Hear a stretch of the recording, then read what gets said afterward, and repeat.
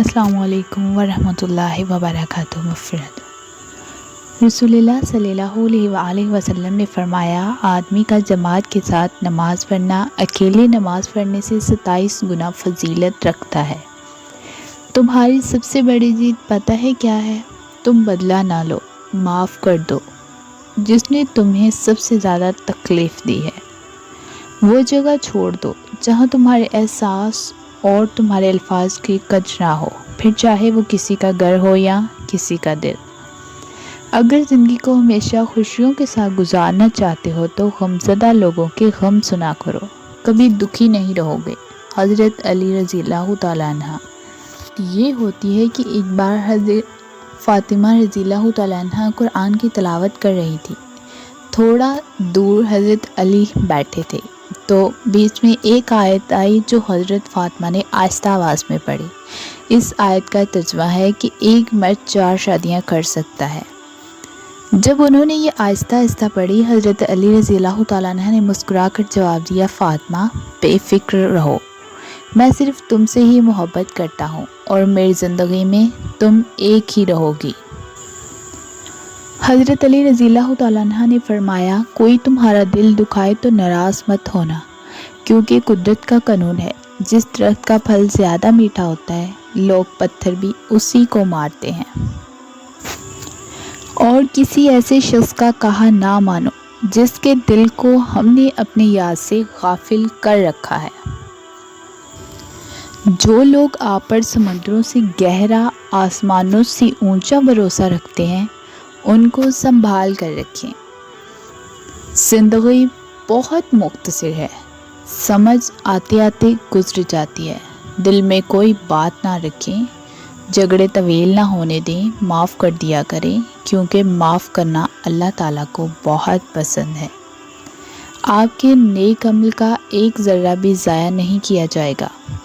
آپ نے کسی کو سلام کیا ہو یا راستہ بتایا ہو، کسی کو اچھا مشورہ دیا ہو یا کسی کے لیے ہدایت کی دعا کی ہو، محشر کے دن ایک ایک ذرہ، یہاں تک کہ آپ کے دل کے نیک ارادے بھی آپ کی نیکیوں کے پلڑے میں موجود ہوں گے۔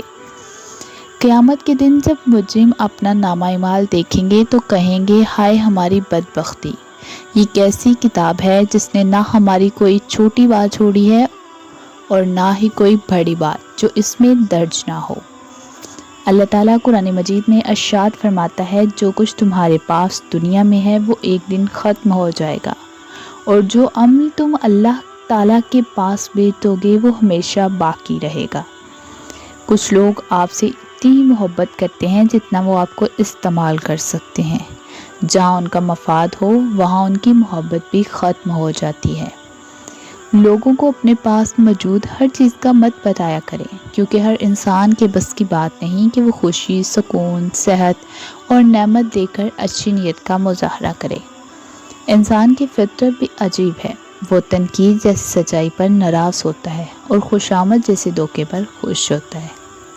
انسانی فطرت آنکھ دنیا کی ہر ایک چیز دیکھتی ہے، مگر جب آنکھ کے اندر کچھ چلا جائے تو اسے دیکھ نہیں پاتی۔ بالکل اسی طرح انسان دوسروں کے عیب بھی دیکھتا ہے، پر اپنے عیب اسے نظر نہیں آتے۔ اختلاف اور چیز ہے، تنقید اور چیز ہے، اور تضلیل اور چیز ہے۔ اختلاف کا حق ہر کسی کو ہے، مگر تنقید کا حق ہر کسی کو نہیں، اور تضلیل کا حق تو کسی کو بھی نہیں۔ اس لیے بات کرنے سے پہلے سوچ لیا کریں، یہ اختلاف ہے یا تنقید ہے یا پھر تضلیل ہے۔ انسان کوئی بھی برا نہیں ہوتا، لوگ اس سے برا بنا دیتے ہیں۔ بعض اوقات وقت ساتھ نہیں دیتا، اور کبھی کبھی آس پاس کے لوگوں میں بھڑکانے والوں کی تعداد کچھ زیادہ ہو جاتی ہے۔ آپ کی شخصیت اس بات سے ظاہر ہوتی ہے کہ ان لوگوں کے ساتھ آپ کا رویہ کیسا ہے جو آپ کے لیے سود مند نہیں ہے۔ اعلیٰ اخلاقی سطح اکثر 2 قسم کے لوگوں میں پائی جاتی ہے، وہ لوگ جن کی تربیت بہت اعلیٰ ہو یا وہ لوگ جن کا مقصد حیات بہت اعلیٰ ہو۔ کچھ لوگوں کے ساتھ خون کا رشتہ بھی نہیں ہوتا، پھر بھی اپنوں والی خوشبو آتی ہے۔ دراصل رشتے خون کے نہیں، احساس کے ہوتے ہیں۔ زندگی کے حسین لمحات واپس نہیں آتے۔ اچھے لوگوں سے تعلقات اور ان سے وابستہ اچھی یادیں ہمیشہ دلوں میں زندہ رہتی ہیں۔ جو رشتے اس دنیا سے چلے جاتے ہیں یا ہم سے الگ ہو جاتے ہیں تو ہم تمام ان سے ملتے جلتے چہروں، لہجوں اور ناموں میں ان کی محبت کو تلاش کرتے ہیں، مگر وہ لمس، وہ حدت نہیں ملتی۔ جب آپ رب سے محبت کرتے ہیں تو وہ آپ کے دلوں میں انہی لوگوں کو بسنے دیتا ہے جو آپ کی محبت کے اہل ہوں۔ تعلقات کی بنیاد احساس ہے، اور احساس ہمیشہ وہی کرتا ہے جو خود غرض نہیں ہوتا۔ اسلام اتنا خوبصورت مذہب ہے کہ صرف مسکرانے پر بھی آپ کو ثواب ملتا ہے، یہاں تک کہ غصے کی حالت میں خاموش رہنے پر بھی۔ قرآن کہتا ہے، میں تمہاری قبر میں تمہارے ساتھ ہوں گا، مجھے پڑھتے رہا کرو، تمہارا حق ادا کروں گا۔ وقت، ہر چیز اپنے وقت پر ہی اچھی لگتی ہے۔ نیکی کمانے کا بھی وقت جوانی ہے۔ افسوسناک بات یہ ہے کہ ہم نیکی اس وقت کرتے ہیں جب برائی کے قابل نہیں رہتے۔ ہزاروں سوچیں الجھا دیتی ہیں مگر ایک سجدہ سلجھا دیتا ہے سب کچھ۔ رب کے عشق میں وہ مقام بھی آتا ہے کہ دعا تو دور کی بات ہے، انسان صرف سوچتا ہے اور رب العالمین نواز دیتا ہے۔